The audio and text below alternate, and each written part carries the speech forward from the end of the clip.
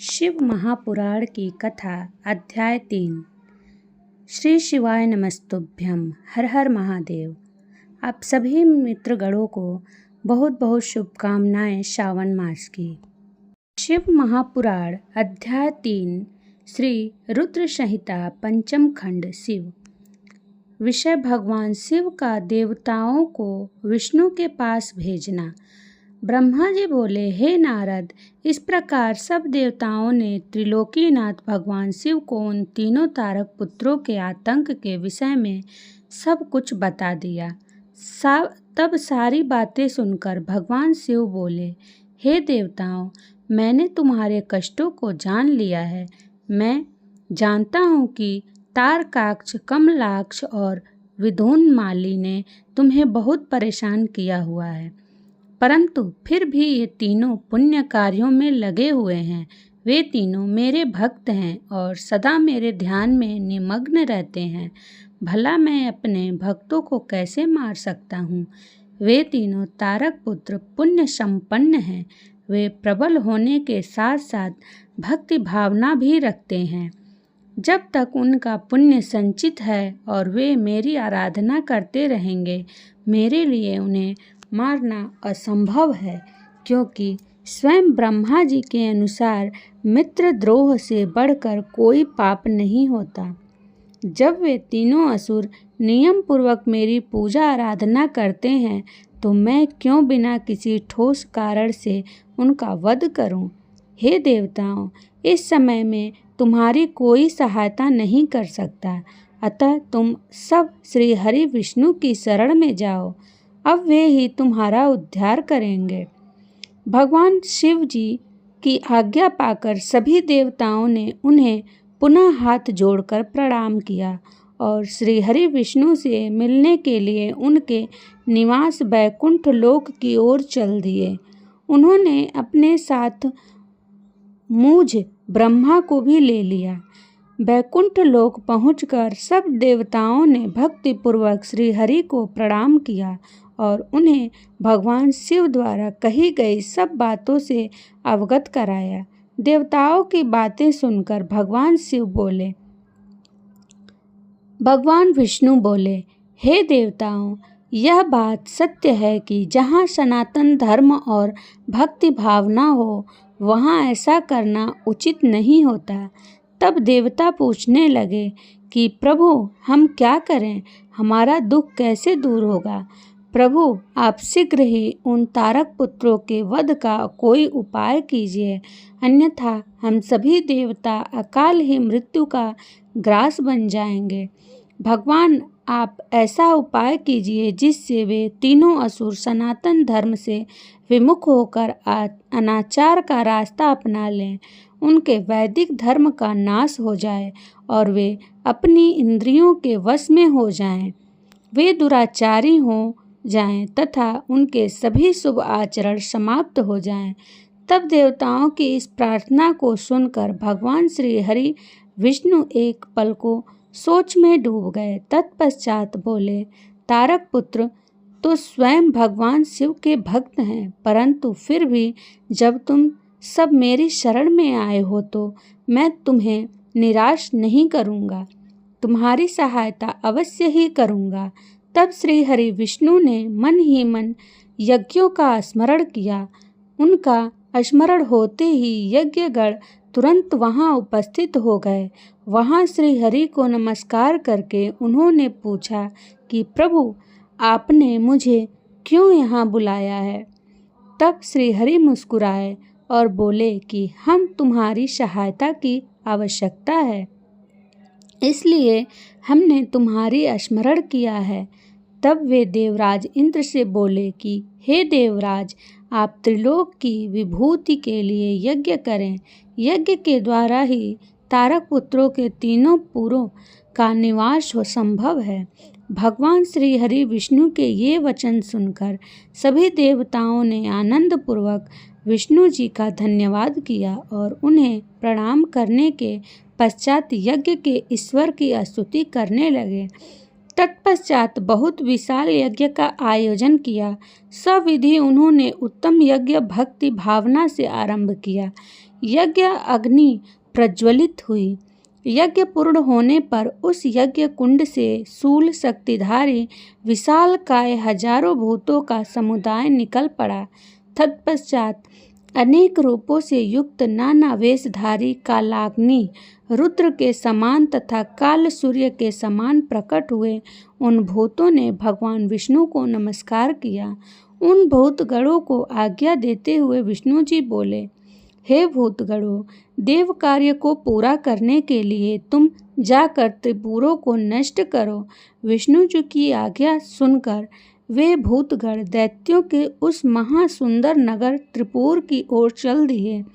जब उन्होंने त्रिपुर नगरी में घुसना चाहा तो वहां के तेज से वे भस्म हो गए। जो भूतगण बचे वे लौटकर भगवान विष्णु के पास वापस आ गए तथा उन्होंने श्रीहरि को इस बात की सूचना दी। जब भगवान विष्णु को इस प्रकार भूतगणों के नगरी के तेज से जलने की जानकारी हुई तो वे अत्यंत चिंतित हो गए। तब उन्होंने देवताओं को समझाया कि वे अपनी चिंता त्याग कर अपने अपने लोकों को जाएं। मैं इस संबंध में विचार करके आपके लाभ के लिए यथासंभव कार्य करूंगा। मैं तारकाक्ष, कमलाक्ष और विदुन्माली नामक तीनों असुरों को शिव भक्ति से विमुख करने का प्रयास करता हूँ, तभी उन पर विजय पाना संभव होगा। तब श्री हरि को प्रणाम करके सभी देवता अपने अपने लोकों को वापस लौट गए। आइए सुनते हैं शिव स्तोत्र हिंदी में। जिन्होंने जटारूपी आटवी से निकली हुई गंगा जी के गिरते हुए प्रवाहों से पवित्र किए गए गले में सर्पों की लटकती हुई विशाल माला को धारण कर डमरू के डम डम शब्दों से मंडित प्रचंड तांडव किया, वे शिव जी हमारे कल्याण का विस्तार करें। जिनका मस्तक जटारूपी कड़ाह में वेग से घूमती हुई गंगा की चंचल तरंग लताओं से सुशोभित हो रहा है, ललाटाग्नि धक धक जल रही है, सिर पर चंद्रमा विराजमान है, उन भगवान शिव में मेरा निरंतर अनुराग हो। गिरिराज किशोरी पार्वती के विलास कलोपयोगी शिरोभूषण से समस्त दिशाओं को प्रकाशित होते देख जिनका मन आनंदित हो रहा है, जिनकी निरंतर कृपा दृष्टि से कठिन आपत्ति का भी निवारण हो जाता है, ऐसे किसी दिगंबर तत्व में मेरा मन आनंद प्राप्त करे।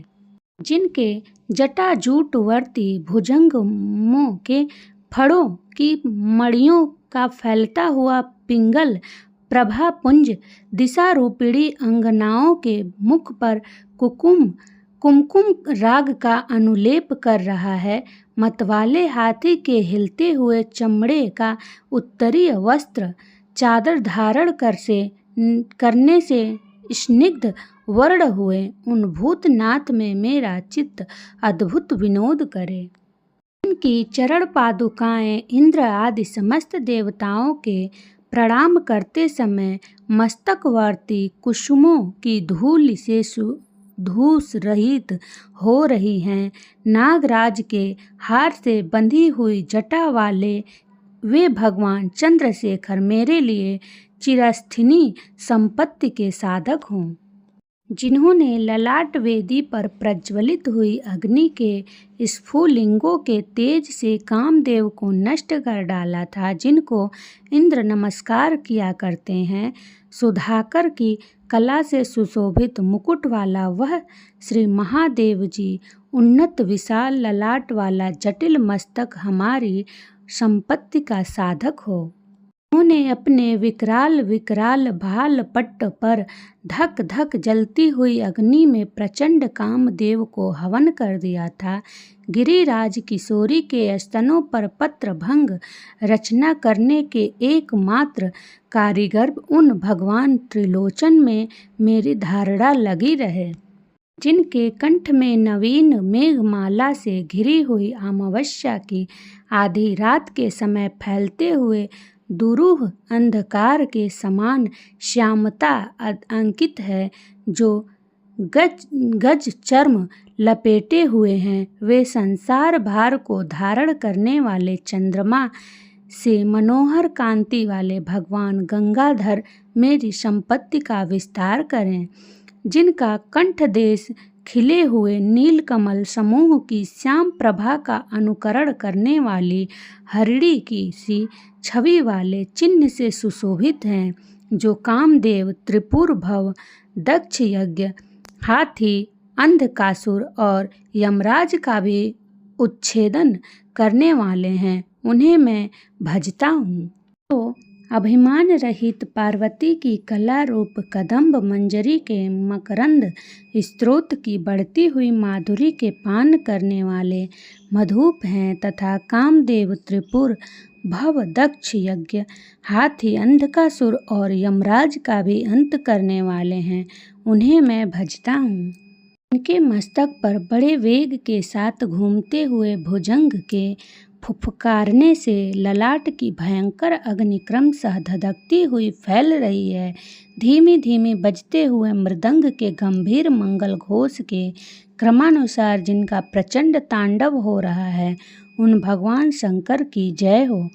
पत्थर और सुंदर बिछौनों में सांप और मुक्ता की माला में बहुमूल्य रत्न और मिट्टी के ढेले में मित्र या शत्रु पक्ष में तृण अथवा कमल लोचन तरुणी में प्रजा और पृथ्वी के महाराज में समान भाव रखता हुआ मैं कब सदाशिव को भजूंगा।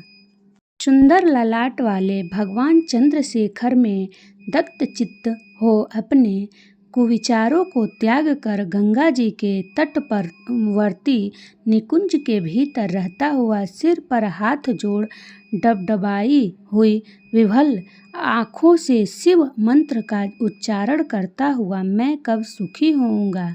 जो मनुष्य इस प्रकार से इस उक्त मुक्त स्तोत्र का नित्य पाठ, स्मरण और वर्णन करता रहता है, वह सदा शुद्ध रहता है और शीघ्र ही सुर गुरु श्री शंकर जी की अच्छी भक्ति प्राप्त कर लेता है। वह विरुद्ध गति को नहीं प्राप्त होता, क्योंकि श्री शिव जी का अच्छी प्रकार का चिंतन प्राणी वर्ग के मोह का नाश करने वाला है। सायंकाल में पूजा समाप्त होने पर जो रावण के गाए हुए इस शंभु पूजन संबंधी स्तोत्र का पाठ करता है, भगवान शंकर उस मनुष्य को रथ, हाथी, घोड़ों से युक्त सदा स्थिर रहने वाली संपत्ति देते हैं। हर महादेव, जय भोलेनाथ। अगर आपको वीडियो पसंद आती है तो प्लीज़ चैनल को सब्सक्राइब करें।